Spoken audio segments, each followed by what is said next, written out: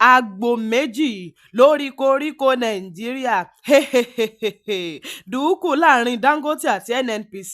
Aáwọ̀ ti fẹ́ ṣe bí ẹni wà o láàrin NNPC àti Dangote, gẹ́gẹ́ bí ẹ̀yin ṣe mọ̀ pé ibi tí erin méjì bá ti jà koríko ibẹ̀ gan máa fara káṣá o. Èdù àdákùn máa bá wa rọ̀ wọ́n o, bá wa pẹ̀tù sí wọn lọ́kàn o. Kí ló fa gbọ́n mi sí omi òtó o, kí ló fa fàákájà o láàrin àwọn àgbà ọ̀jẹ̀ nàìjíríà méjèèjì yìí o, ìyẹn Dangote àti NNPC. Kò sẹ́ni tó mọ̀ ní pàtó o, bẹ́ẹ̀ kò yé mi o, ṣùgbọ́n awuyewuye tí a rí kà tí a sì rí gbọ́ ni wípé o nínú oṣù karùn-ún ọdún 2021 NNPC kọ́mọlùbọ́pọ̀ pẹ̀lú Dangote lórí okòòwò ìsọpọ̀dọ̀tun o, tí NNPC sì ní ìdá 20 nínú owó tí wọ́n fi ń ṣòwò. Nígbà tó fi di fẹ̀rẹ̀ ọdún nínú ọdún 2024 ọdún tá wà nínú ẹ̀ yìí o, NNPC ṣèlérí o láti máa pèsè epo rọ̀bì fún Dangote.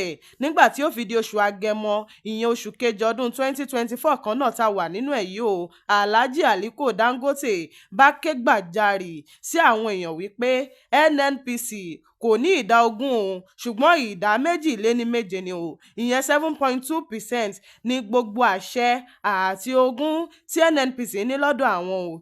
Nínú oṣù keje yìí náà ni o, Alhaji Aliko Dangote fẹ̀sùn kan ìjọba wípé o wọ́n ń gbé àwọn epo burúkú wọ orílẹ̀-èdè Nàìjíríà, wípé o àwọn OIC àti àwọn àjọ alámòójútó ti múra tán o láti rẹ́bù òun o. Lẹ́yìn ọ̀sẹ̀ kan NNPC náà bá fèsì burúkú kan o, ó ní o iléeṣẹ́ ìsọpọ̀dọ̀tun Dangote kò ní ìwé àṣẹ láti ọ̀dọ̀ ìjọba láti tapo, àti wípé o bàrúùfù lepo Dangote jẹ́ o sí èyí tí àwọn ti ìlú òyìnbó gbé wọ orílẹ̀-èdè Nàìjíríà. Ọ̀rọ̀ yìí bá bu epo bẹntiró síná tó ti ń jò wẹ́rẹ́dìwẹ̀rẹ̀ tẹ́lẹ̀. Àwọn tí wọ́n ti kórìíra Aliko Dangote tẹ́lẹ̀ wọ́n ya fi àǹfààní pọ̀n sẹ́yìn NNPC. Àwọn tí kò gba ti NNPC tẹ́lẹ̀ àwọn náà ya sọra wọn di ajìjàǹgbara fún Aliko Dangote lórí ayélujára. Aliko Dangote jẹ́ ọmọ bíbí ìlú Kano. Wọ́n bí ní oṣù kẹrin ọdún 1967 sí ilé tí wọ́n ti rí jájẹ díẹ̀, ìyẹn ìdílé Dangote àti ìdílé Dantata.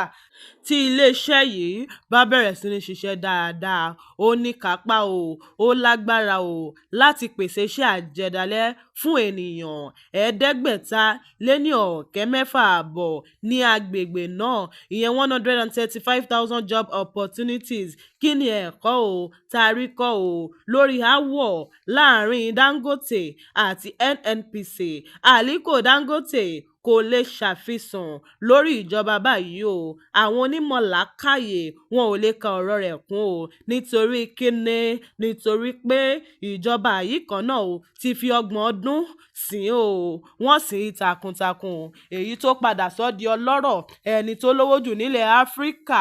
Ṣùgbọ́n o bí Daewoo ní gúúsù Korea àti olóògbé MKO Abiola, èèyàn lè jẹ́ olótìítọ́ ní ìdá 99 nínú ìṣirò òṣèlú kò nítumọ̀ o, ṣùgbọ́n ọjọ́ tó o bá ṣàṣìṣe kan pẹ́rẹ́, àṣìṣe ẹyọkan yẹn o ó lè dúnkòokò mọ́ ohun ribiribi tí o ti gbé ṣe.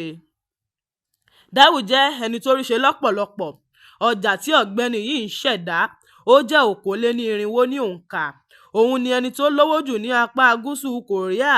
Kò sí àdúgbò tẹ́ ò dé ní ilẹ̀ Korea ní agbègbè gúúsù tẹ́ ò ní bá àpilẹ̀kọ lórí ìgbésí ayé rẹ̀ tí wọ́n ṣe lọ́ṣọ̀ọ́. Ṣùgbọ́n o ìgbésẹ̀ ẹyọkan tó sì gbé lórí òṣèlú ó rán lọ sí ẹ̀wọ̀n níbi tí ó parí ìgbésí ayé rẹ̀ sí. Ìtàn MKO sì tuntun lọ́kàn wa o. Ó jẹ́ òǹṣòwò tó ríṣe jù ní àsìkò rẹ̀, ṣùgbọ́n o ìgbésẹ̀ òṣèlú kan tí MKO gbé ó rán lọ sí ẹ̀wọ̀n níbi tó parí ìṣẹ̀mí rẹ̀ sí. Ohun tó lẹ́tọ̀ọ́ ó ṣàgbọ́n ohun tó wun ni o. Ọ̀rọ̀ ìmọ̀ tí Jack Ma, ẹni tó lówó jù ní China sọ, ó ní kí ènìyàn lówó jẹ́ ohun ògo, ṣùgbọ́n o lára àwọn olówó China díẹ̀ ló parí ìgbé ayé rẹ̀ dáadáa. Kí Èdùmàrè jẹ́ kí gbogbo wa pátápátá tá à ń gbóhùn mi kí a parí ìgbé ayé wa dáadáa, kí ìgbẹ̀yìn wa kó sunwọ̀n. A ò ní rí jù báyìí lọ ní abala ìròyìn yàjóyàjó láti iléeṣẹ́ Jígí Alára 24. Ọ̀dẹ́mọ̀ Abímbọ́lá Babalọ́lá lórúkọ tèmi. títí di ìgbà mìíràn tá ò fi re àtayọ̀ pàdé. Ire o, ire kàbìtì.